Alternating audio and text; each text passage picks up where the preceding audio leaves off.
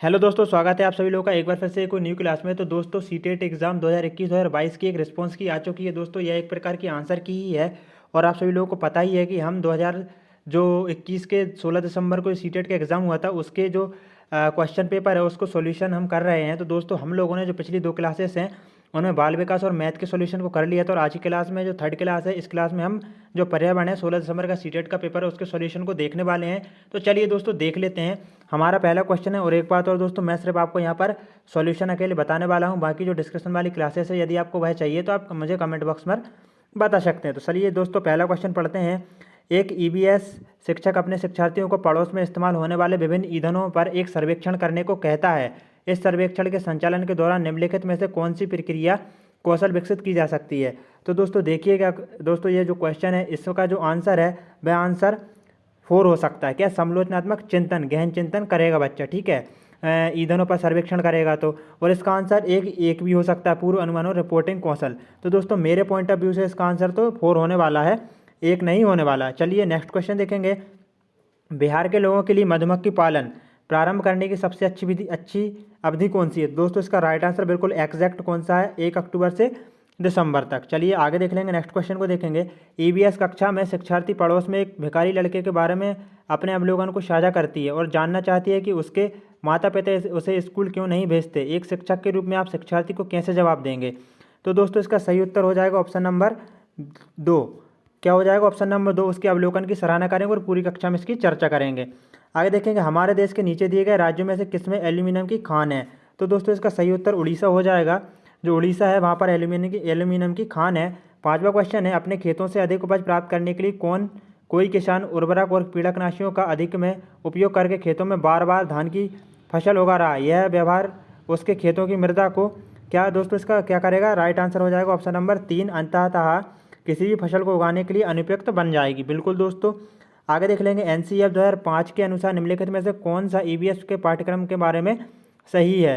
तो दोस्तों इसका राइट आंसर ऑप्शन नंबर 4 हो जाएगा, क्योंकि देखिएगा इसमें क्या दिया गया, ईवीएस पाठ्यक्रम विज्ञान, समाज विज्ञान और पर्यावरण, विज्ञान, समाज विज्ञान, पर्यावरण तीनों के तीनों सब्जेक्ट आ गए हैं। तो इसका सही उत्तर क्या हो जाएगा? इसका सही उत्तर हो जाएगा ऑप्शन नंबर 4।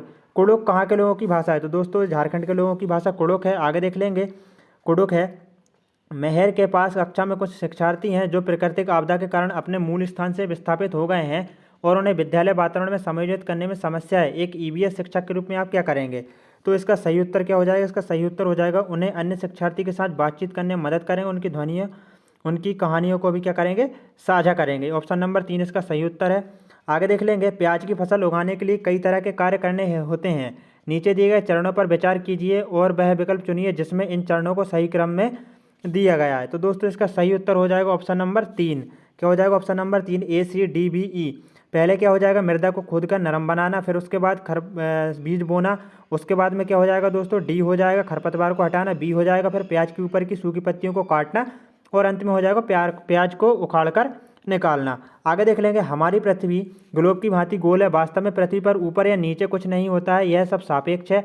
हम भारत के लोग वास्तव में पृथ्वी के पृष्ठ पर नीचे दिए गए जिस देश के लोगों के सापेक्ष उल्टे हैं वह देश कौन सा है? तो दोस्तों वह देश है अर्जेंटीना। बहुत से लोगों ने यहाँ पर ऑस्ट्रेलिया को लगाया होगा, लेकिन यह गलत है, ठीक है। तो इसका राइट आंसर हो जाएगा ऑप्शन नंबर 4, अर्जेंटीना। आगे देखेंगे, समुदाय संसाधन के रूप के उपयोग करने का औचित्य है। तो दोस्तों इसका सही उत्तर क्या हो जाएगा? इसका राइट आंसर ऑप्शन नंबर 2, समुदाय को अपने बच्चों के सीखने में हिस्सेदारी और इसमें शामिल होने की ज़रूरत है। आगे देखेंगे, नीचे दी गया कौन सा जंतु भालू जैसा दिखता है परंतु भालू नहीं है? यह दिन के लगभग 17 घंटे वृक्षों की शाखाओं से उल्टे लटक कर सोकर बिताता है और उसी वृक्ष की पत्तियों को खाता है। इस जंतु की औसत आयु 40 वर्ष है तथा अपने पूरे जीवन काल में यह मुश्किल से 8 वृक्षों पर ही घूमता है। तो दोस्तों ये स्लॉथ है। कौन सा है? स्लॉथ है। ऑप्शन नंबर 2 इसका सही उत्तर हो जाएगा। आगे देख लेंगे, आपका घर एक्स पर स्थित है तथा आपका विद्यालय वाई पर स्थित है। यद्यपि आपका विद्यालय ठीक सामने है परंतु बीच में व्यस्त राजमार्ग होने के कारण आप सीधे नहीं जा सकते, अतः आप पहले ठीक उत्तर में 100 मीटर दूरी पर जाते हैं, फिर ठीक पश्चिम में 75 मीटर लंबा सुरंग पथ पार करते हैं और अंत में आप 100 मीटर दूरी पर ठीक दक्षिण में बाएं पर अपने विद्यालय पहुंचते हैं। बाएं विद्यालय के सापेक्ष एक्स पर आपका घर कहाँ पर स्थित है? दोस्तों इसका सही उत्तर क्या होगा? इसका सही उत्तर हो जाएगा ऑप्शन नंबर 4 हो जाएगा। अब ये कैसे होगा? तो दोस्तों इसका मैं आपको राइट आंसर ही बता देता हूँ, क्योंकि दोस्तों काफ़ी ज़्यादा टाइम लग जाएगा यदि आपको मैं डिस्क्राइब करूँगा। तो ठीक है, आगे देखेंगे निम्नलिखित में से कौन सा भारत का संघ शासित प्रदेश है। दोस्तों जम्मू कश्मीर भारत का एक संघ शासित प्रदेश है, जिसको अब संघ मतलब केंद्र शासित प्रदेश बना दिया गया है। ठीक है, अरुणाचल प्रदेश, मेघालय और मणिपुर भारत के प्रमुख राज्य हैं। 15वां क्वेश्चन है, ईवीएस में शिक्षार्थियों के आकलन करते समय बचना होगा। तो दोस्तों इसका सही उत्तर हो जाएगा, क्या हो जाएगा, 15 का राइट आंसर हो जाएगा ऑप्शन नंबर 3, अधिक सटीक। यहाँ पर देख सकते हैं पर सटीक एक नेगेटिव टैग वर्ड्स आ गया है। अधिक सटीक विवरण के लिए घटना की तत्काल रिकॉर्डिंग करने से। तो दोस्तों सटीक जो नेगेटिव टैग वर्ड्स है, तो इस वजह से भी दोस्तों यह इसका राइट आंसर यही हो जाएगा। यहाँ पर क्या पूछा गया है, आकलन करते समय बचना होगा, तो हमको ये ऑप्शन नंबर 3 से ही बचना होगा। आगे देख लेंगे, हमारे देश में एक स्थान है जिसे ठंडा रेगिस्तान कहते हैं, यह क्षेत्र ऊंचा, सूखा और समतल है, यह क्षेत्र स्थित है। तो दोस्तों तो क्या है, देखो ऊंचा, सूखा और समतल है, तो इसका राइट आंसर क्या हो जाएगा, इसका राइट आंसर लेह लद्दाख हो जाएगा, क्योंकि ठंडा रेगिस्तान लेह लद्दाख को ही कहा जाता है। बहुत से लोगों ने यहाँ पर शिमला को लगाया होगा, लेकिन इसका सही उत्तर क्या है, लेह लद्दाख है। आगे देख लेंगे, बोल क्रो का उपयोग बहुत सी चीज़ों को एक दूसरे के साथ चिपकाने में किया जाता है, निम्नलिखित में से किसने प्रकृति से प्रेरणा लेकर बोल क्रो को बनाया था। तो दोस्तों इसका राइट आंसर क्या होगा, इसका राइट आंसर तो दोस्तों बहुत कम लोगों ने लगाया होगा, क्योंकि काफ़ी टफ क्वेश्चन दे दिया था ये वाला।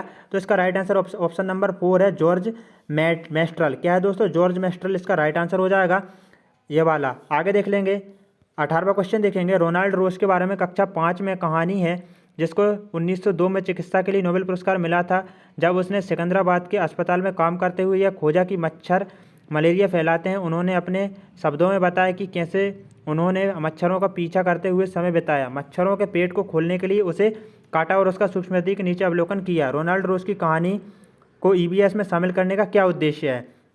तो दोस्तों यहाँ पर आपके सामने 4 ऑप्शन दिए गए हैं, तो इसका राइट आंसर क्या हो जाएगा, राइट आंसर हो जाएगा 18 का हो जाएगा दोस्तों 3, ABC। दोस्तों मेरे पॉइंट ऑफ व्यू से तो यही होगा, क्योंकि देखिए क्या है, ABC में शिक्षार्थी को वैज्ञानिक प्रक्रिया के बारे में समझ प्रदान मतलब मदद करना, बिल्कुल शिक्षार्थियों को कहानी लिखने के लिए प्रेरित करना।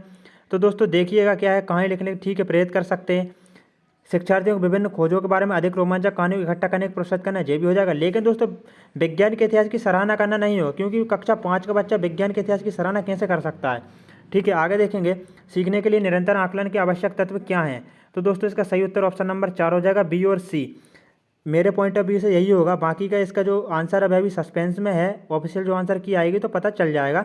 बट इसका जहाँ तक 90% आंसर क्या हो जाएगा, ऑप्शन नंबर 4 हो जाएगा, बी और सी। इसे सीखने की स्थितियों में निहित किया जाना चाहिए और सह शिक्षार्थियों को अपने नहीं दोस्तों देखिए क्या बी और सी है, तो ये वाला हो जाएगा और ये वाला हो जाएगा। यह शिक्षकों को उनकी शिक्षण अधिगम विधि को समायोजित करने की गुंजाइश प्रदान करता है। अब यहाँ पर देखिए एक वर्ड आया है, इसका उपयोग बच्चे के बारे में फैसला सुनाने के लिए। तो दोस्तों आप बच्चे के बारे में फैसला सुनाएंगे क्या, वह उत्तीर्ण हुआ या उसके अच्छे नंबर आए या कठिन नंबर आए, तो ये तो बिल्कुल हो ही नहीं सकता है। ठीक है, तो ये नहीं हो सकता, ए इन तीनों में दिया गया है, तो वो दोस्तों ये नहीं है, तो बचा कौन सा, बी और सी। तो राइट आंसर बी और सी हो जाए, क्योंकि दोस्तों फैसला नहीं सुनाएंगे, किसी भी बच्चे को आप उत्तीर्ण या अनुत्तीर्ण नहीं करेंगे। ठीक है, आगे देख लेंगे। ठीक है, भाषा अपनी कक्षा 2 की भूषण अपनी कक्षा 2 की भाषा की कक्षा में थीम यात्रा को एकीकृत करना चाहते हैं, आप किस संसाधन का सुझाव देंगे जो कक्षा में संपादन के लिए सबसे उपयुक्त हो। तो दोस्तों बच्चों के यातायात पर अपने अनुभव को, क्योंकि बच्चा यदि अपने अनुभव को शेयर करेगा तो वह ज़्यादातर क्या रचनात्मक सृजनात्मकता उसमें शक्ति विकसित होगी। दोस्तों इसका राइट आंसर ऑप्शन नंबर 4 हो जाएगा। आगे देख लेंगे, ब्रेल लिपि में मोटे कागज पर उभरे हुए बिंदु बने होते हैं, यह लिपि आधारित होती है। तो दोस्तों ये 6 बिंदुओं पर आधारित होती है, एक साइड 6 होते हैं और दूसरी साइड 6, तो 12 बिंदु होते हैं टोटल, बट यहाँ पर 12 ऑप्शन में नहीं है, तो इसका 6 राइट आंसर हो जाएगा। आगे देखेंगे, आरोही ने अपने शिक्षार्थियों को अपनी कक्षा का मानचित्र खींचने को कहा, यह क्रियाकलाप विकास करने में सहायक होगा। तो दोस्तों क्या विकास करने में सहायक होगा, तो इसका राइट आंसर क्या है, यहाँ पर राइट आंसर ऑप्शन नंबर 2 है, अभिविन्यास और सापेक्ष स्थिति की समझ। क्या हो जाएगा दोस्तों, अभिविन्यास और सापेक्ष स्थिति की समझ। और इसका राइट आंसर 4 भी हो सकता है, पूर्व अनुमान और गणना के कौशल। तो दोस्तों ऑप्शनल आंसर की आने पर इसका सही आंसर पता चल जाएगा। बट दोस्तों क्या है, मेरे पॉइंट ऑफ व्यू से इसका राइट आंसर क्या हो जाएगा, इसका राइट आंसर हो जाएगा ऑप्शन नंबर 4 हो जाएगा। क्यों हो जाएगा दोस्तों, क्योंकि देखिए पूर्व अनुमान और गणना, तो बस बच्चे को पता होगा ना पहले से ही, अपनी कक्षा का मानचित्र खींच रहा है ना। और दोस्तों इसका राइट आंसर ऑप्शन नंबर 2 भी हो सकता है, बट यहाँ पर जो मेरे पॉइंट ऑफ व्यू से दोस्तों 2 होगा, 4 नहीं होगा, 2 होगा इसका राइट आंसर। ठीक, क्योंकि वह सापेक्ष स्थिति को समझ जाएगा कक्षा की। आगे देखेंगे, कुणाल ने कपड़ों की बंदेज की रंगाई पर कार्यशाला करने के लिए अपने विद्यालय में एक स्थानीय कारीगर को आमंत्रित किया, स्थानीय कारीगर को आमंत्रित करने के उद्देश्य निम्नलिखित में से इसके अतिरिक्त है। तो दोस्तों 23 का राइट आंसर हो जाएगा ऑप्शन नंबर 1, शिक्षार्थियों को स्थानीय भाषा सीखने में मदद करना। राइट आंसर ये वाला हो जाएगा। आगे देखेंगे, खेल और पहेलियाँ ईवीएस के शिक्षण और अधिगम के महत्वपूर्ण हिस्से हैं, क्योंकि वे शिक्षार्थियों को अपने आप पैटर्न खोजने में मदद करते हैं। ठीक है दोस्तों, तो खोज वगैरह जो आ जाता है ना, तो वही राइट मतलब एक पॉजिटिव टैग वर्ड्स है। ठीक है, तो ये राइट आंसर हो जाएगा। इसका राइट आंसर ऑप्शन नंबर 3 है। आगे देख लेंगे, निम्नलिखित में से कौन सा समूह ईवीएस पाठ्यक्रम में सुझाए गए 6 थीमों में से 4 को सही ढंग से प्रस्तुत करता है।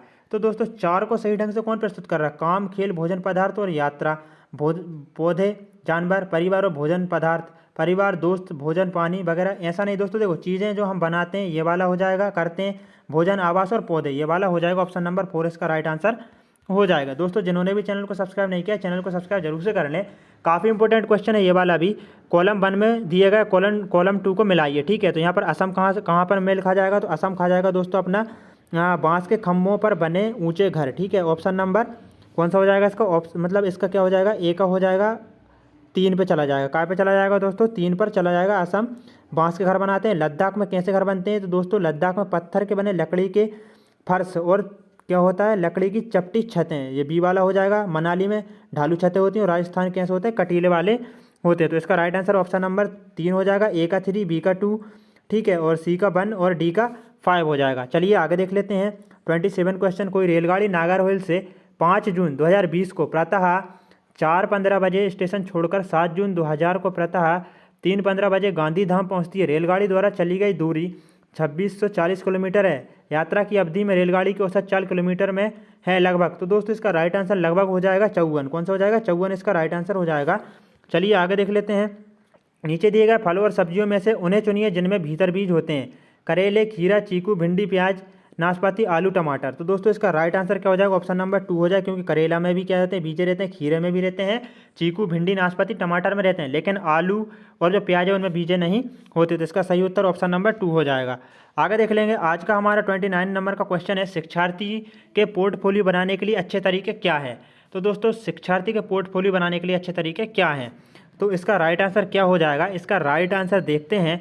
इसका सही उत्तर होने वाला है दोस्तों 29 का ABD। क्या हो जाएगा दोस्तों? ABD इसका सही उत्तर हो जाएगा। ABD क्या है? ABD में देख लेते हैं। एक विशिष्ट कारण के आधार पर पोर्टफोलियो में शामिल किए जाने वाले काम का चयन करना। बिल्कुल। एक शिक्षार्थी काम की सभी वस्तुओं का चयन करना। एक समय अवधि में शिक्षार्थियों के कामों के विभिन्न स्तरों को इकट्ठा करना। ठीक है, और जो सी है ये नहीं होगा। शिक्षार्थी से अपने काम का चयन और उसको अपने पोर्टफोलियो में शामिल करवाना। ठीक है दोस्तों, एक बात और यहाँ पर इस क्वेश्चन में भी थोड़ा सा सस्पेंस है। ठीक है, यहाँ तक इसका ABD होगा या तो फिर इसका क्या हो सकता है ABC, बट मेरे पॉइंट ऑफ व्यू से कौन सा हो जाएगा? ये 1 वाला हो जाएगा। ठीक है, आगे देख लेते हैं। निम्नलिखित में से क्या पाठ्यचर्या के विकास के लिए मार्गदर्शक सिद्धांत नहीं है? तो दोस्तों इसका सही उत्तर हो जाएगा ऑप्शन नंबर 4 हो जाएगा। तो दोस्तों हमने 30 के 30 जो एनवायरनमेंट के क्वेश्चन थे उनकी आंसर की को देख लिया है। देखिए दोस्तों क्या है कि ये दो या 3 क्वेश्चन थे उनमें सस्पेंस बना हुआ था। तो प्लीज़ आप माइंड ना कीजिएगा, क्योंकि दोस्तों क्या जो उनका सस्पेंस बना हुआ है ना, वह ऑप्शनल आंसर की पर ही पता चलेगा। ठीक है, चलिए तो दोस्तों जय हिंद दोस्तों, मिलते हैं एक और न्यू क्लास में। दोस्तों यदि आपको हिंदी की जो आंसर की है वह भी चाहिए तो आप कमेंट बॉक्स में मुझे बता सकते हैं।